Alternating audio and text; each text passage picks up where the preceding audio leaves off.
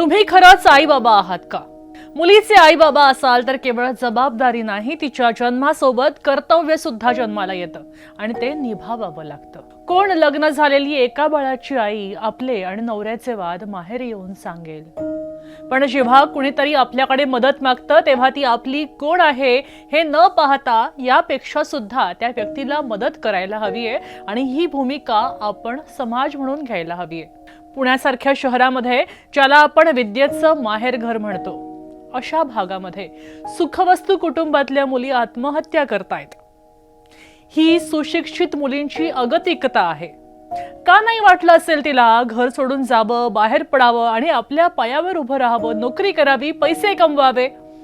Engineer होती ना ती, पण तरी सुद्धा ती निर्णय घेऊ शकलेली नाहीये. ती निर्णय घेऊ धजली नाहीये, कारण मुलांवर संस्कार करायची जबाबदारी केवळ आई बाबांची नसते आणि म्हणून तुम्हाला मी हे सांगते, ती पूर्ण समाजाची सुद्धा असते. मुलींना केवळ आर्थिकदृष्ट्या सबल करणं पुरेसं नसतं, तिला विचार सक्षम सुद्धा करायला हवं आणि विचार सक्षम बनवणं हे समाज म्हणून आपलं उत्तरदायित्व आहे.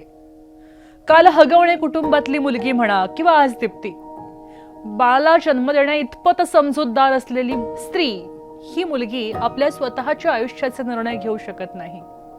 आपण म्हणतो दिल्या घरी तू सुखी राहा, पण असं म्हणताना लग्नाच्या वेळीच समाज तिला बेघर करतो, असं नाही का वाटत तुम्हाला?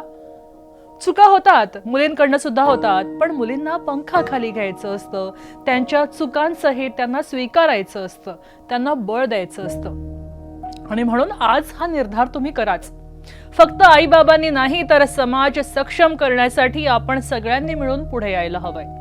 आपली नैतिक कर्तव्य काय आहेत याचा विचार आपण करायला हवाय. मग मुली भराऱ्या घेतील, यश मिळवतील, नवी आयुष्य सुरू करतील, पण चूक झाली असं त्यांना वाटलं, त्या धडपडल्या, तर त्यांना पदरात घेण्या इतपत आपल्या घराचा उंबरठा सक्षम असायला हवाय. तो आहे का, हा प्रश्न आपल्या दाराला विचारून पहा.